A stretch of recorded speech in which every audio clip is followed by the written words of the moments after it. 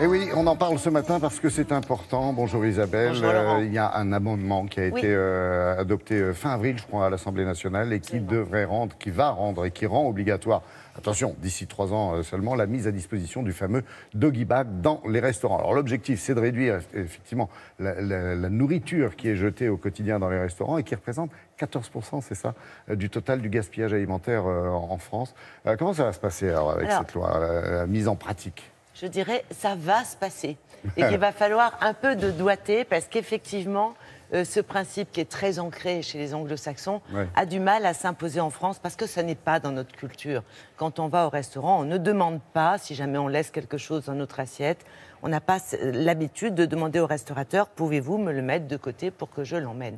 Et c'est tout ce travail qui a été que souhaite mettre au point la députée Bérangère Abba, qui a mis donc cet amendement, qui l'a proposé. Il est actuellement, la loi est à passer au Sénat. Oui. Donc ça devrait passer sans trop de soucis. On l'a dit, mise en application en juillet 2021. Bon on a le temps de prendre des habitudes. Mais c'est vrai que si on réfléchit bien, comme ça n'est pas dans notre culture et qu'on jette en moyenne à peu près 130 grammes par personne, c'est beaucoup, hein. Ça peut faire beaucoup, parce qu'on a quand même en France 175 000 restaurants. Donc, si on multiplie, ça fait beaucoup d'aliments qui sont jetés. Je n'ai pas la multiplication ce matin, moi. Hein. Voilà. Donc, si vous voulez, ce qu'il y a, c'est que ça fait un peu grincer les dents des restaurateurs, parce que c'est une contrainte supplémentaire, parce qu'il va falloir aussi s'y habituer. Donc, on a voulu en savoir un petit peu plus, parce que ce geste fait partie d'une politique générale pour essayer donc d'éviter le gâchis alimentaire. On s'est rendu à l'Assemblée nationale rencontrer la députée qui a proposé cet amendement. On a rencontré le vice-président de l'Union des métiers, des industries et de l'hôtellerie, qui nous donne son point de vue, qui représente les restaurateurs.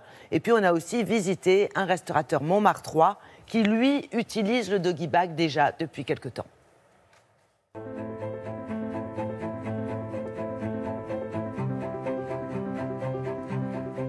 On sait que le gaspillage dans l'assiette représente 27% du gaspillage alimentaire dans la restauration.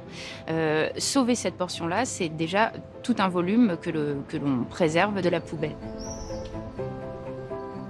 On a beaucoup de solutions possibles et d'axes de travail dans la restauration. D'ailleurs, les restaurateurs se les sont appropriés depuis un certain temps. On peut adapter les portions, évidemment. On peut travailler sur cet aspect du doggy bag et du reste dans l'assiette. Et puis, il y a tout ce travail en cuisine sur le fait de mesurer les restes et les déchets qu'on peut avoir dans les préparations.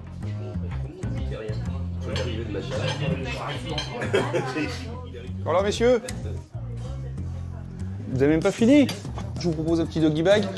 Voilà, comme ça vous allez cuisiner un petit peu là. Hein, on n'est pas contre le doggy bag, on l'a défendu, on continue à le défendre. Ce qu'on n'a pas apprécié, c'était ce caractère obligatoire par une loi qui n'était pas utile pour le gaspillage alimentaire, parce que c'est pas par là qu'on va résoudre le gaspillage alimentaire.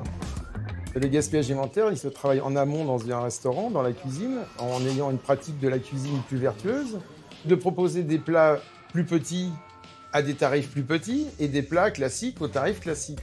Tu peux me préparer ça en doggy bag, s'il te plaît? Voilà, emporter tout de suite, si tu veux bien. Les Français n'osent pas donner cette image de vouloir conserver un petit quelque chose et l'emporter chez soi. Alors qu'aujourd'hui, dans cette réflexion qu'on a sur le gaspillage alimentaire, sur la lutte contre ce gaspillage, ça nous paraît être un des gestes qui peut participer à la réduction de ces déchets. Chez nous, nous proposons les doggy bags depuis 8 ans. Nous le faisons systématiquement, ce qui évite un frein culturel. Nous glissons systématiquement une recette qui permet aux gens de faire le petit plat qui va bien chez eux. Et puis surtout, ça nous permet aussi d'économiser journalièrement 15% de déchets. Le doggy bag est plus facilement utilisable dans un type de cuisine où on fait des volailles entières, dans lequel on va pouvoir emmener des morceaux. Et c'est beaucoup plus compliqué sur une cuisine avec des plats en sauce, avec des aliments qui sont beaucoup plus fragiles à transporter. Sur la question sanitaire, elle s'arrête à la porte du restaurant. Donc la responsabilité du restaurateur n'est pas engagée. À partir du moment où le client quitte l'établissement, il endosse la responsabilité de la consommation du reste de son repas. Ouais, si on en parle maintenant, Isabelle, c'est parce qu'effectivement, ça fait grincer les dents, mais l'idée fait son chemin. Mais hein, oui, quand même. ça fait couler beaucoup d'encre. C'est un principe qui a été mis au point en 2016, qui est déjà fortement recommandé.